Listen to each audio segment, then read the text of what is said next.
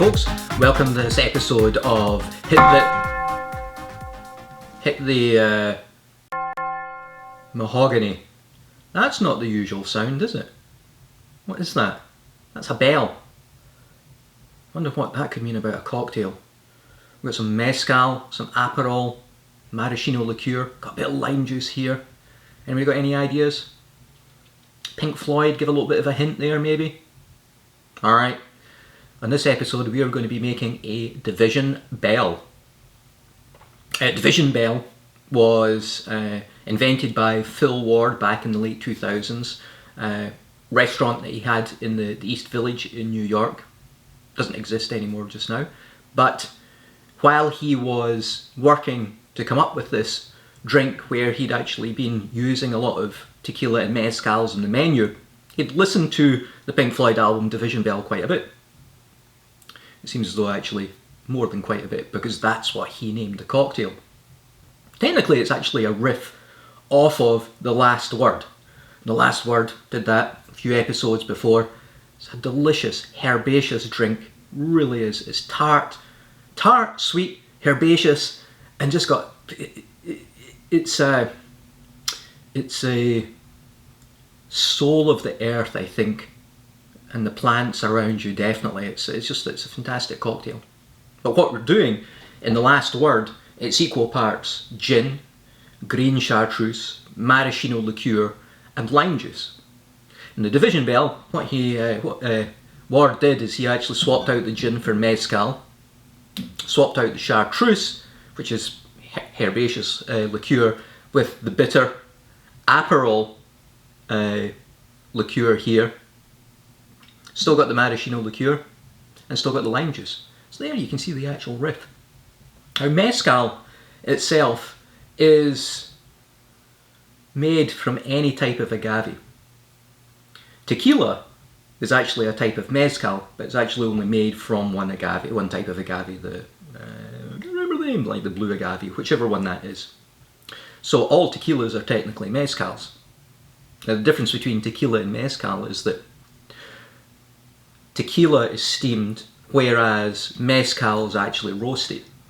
And what do you think that, what flavour do you think that lends to the actual taste of mezcal there? Well, the reason that you have to do that is, like any type of grain, whether it's whiskey, where you've actually got barley, and you have to malt that barley, which means basically you wet it. There's starches in that grain. There's starch, but you need to convert that into sugars. You dampen it, allow it to actually sprout, then you stop the actual sprouting. And by doing that you dry it, which is why some of the whiskies that you get, maybe they have been dried over peat or different types of woods, or just, you know, in a regular furnace that doesn't have any of those additional flavour profiles added to it. And you halt the germination of the seed, and it's packed with sugar. And then using appropriate methods you extract that into like a wort for whiskey, and then you distill that, you ferment it, you distill it, and eat presto, you end up with your whiskey.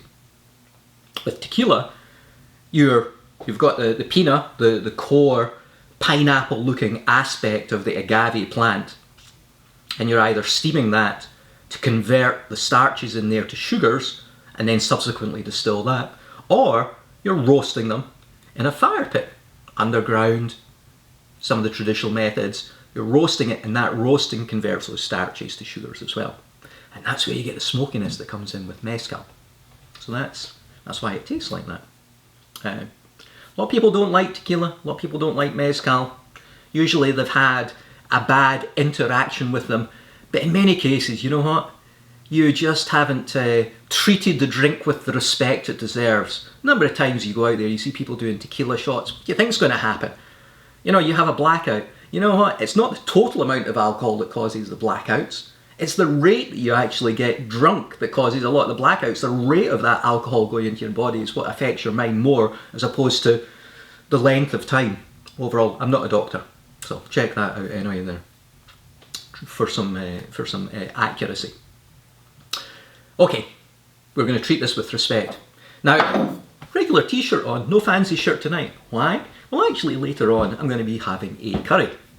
And I knew I was going to be having a curry. I'm like, what kind of cocktail is actually going to stand up to the flavour profile and spices of a curry?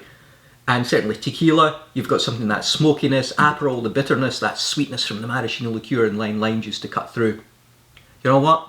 Just sounds as though it'll actually do the trick. We'll see what it's like, but I'm a bit of a mess eater, so I just kept this the way it was. Alright. I actually forgot the I actually got the ratios for this just now. So let's get stuck into this. Alright, I'm going to be making 2 of these. We'll start with the mezcal. And it's 1 ounce of mezcal for each one. So I'm going to put in 2 ounces because I'm making 2.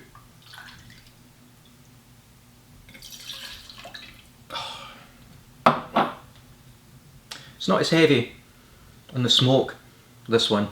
It's there, definitely. But certainly not like a heavily peated whiskey, that's for sure. So that's our mezcal. We've got the Aperol here, it's 3/4 of an ounce for each one, so that's going to be 1.5. Alright. And I'm sure you've been enjoying your spritzes already. You know, I did the spritz episode. Just love those actually now with the Campari spritz or the Select spritz from Venice. Absolutely delicious. And then Luxardo. It's only a small amount of the Luxardo maraschino liqueur. It's only 1/2 ounce, 1/4 of an ounce, so it's 1/2 ounce in total. I'm spacing tonight actually. So that's 1/4 of an ounce for each one, 1/2 ounce in total. Distilled and made from Marasca cherries, Luxardo from the Luxardo Dalmatian coast. And then 3/4 of an ounce of freshly squeezed lime juice for each one, so that's 1.5 ounces that I already had measured out here. And in that goes. Alright, that's it, ice. Let's get this one chilled down.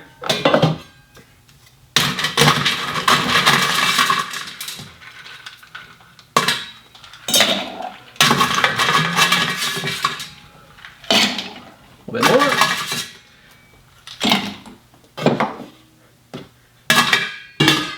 Now this is one I have not had before. So it's always good to try this.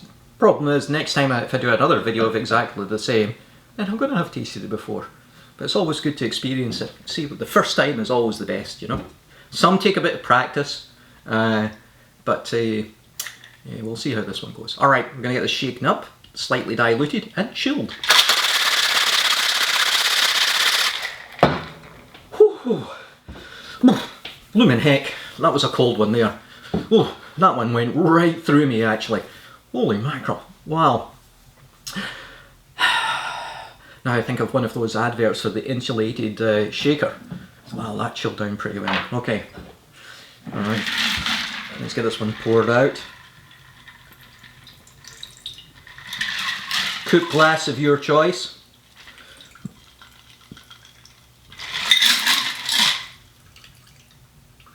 What a great colour there from the Aperol coming through.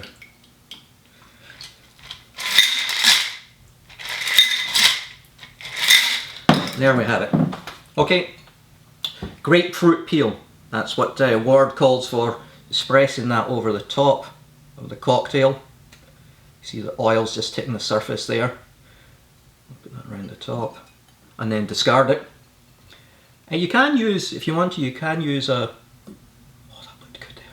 You just see those oils hitting the top there. It's amazing what actually comes out of the peel there.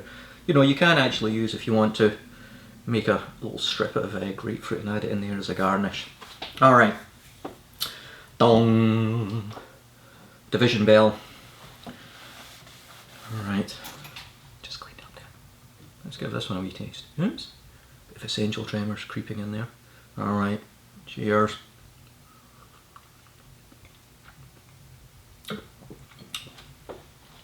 I don't know how folks come up with these things. Mezcal comes through first. The smokiness, particularly this one, it's not overpowering. Lime juice cleans it up. It's funny, I remember I was actually watching something on TV, myself and my daughter. Somebody was talking about the flavour profiles, and all they did was list out all the ingredients. And I'm blooming doing it myself there. But each one actually, that's the whole aspect of cocktails. what are you using those ingredients to build, and how are they actually adjusting the flavour profile. Aperol, now I'm getting that bitterness coming through there. Maraschino liqueur was kind of between, it's crazy, it was kind of between the mezcal and the Aperol, just that extra sweetness there. And then the lime juice is actually just, it's pulling it all together.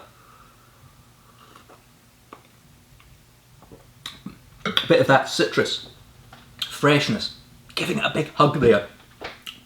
Oh, that's great. That's refreshing. And certainly I think that's going to stand up well for a curry because it's got strong enough flavour profile to it. It's interesting, as I actually looked at the ingredients for this one, how many times have we maybe done some cocktails and you're like, okay, I've got some mezcal, it's sitting at the bottom. Yeah, I did some Aperol spritz. Maraschino liqueur, yeah, I've used it in the last word and a few other cocktails. Am I going to use them for anything else? This is a killer one. What an interesting mixture and choice of ingredients, and it actually comes all together. Nice one, Mr. Ward, alright, okay.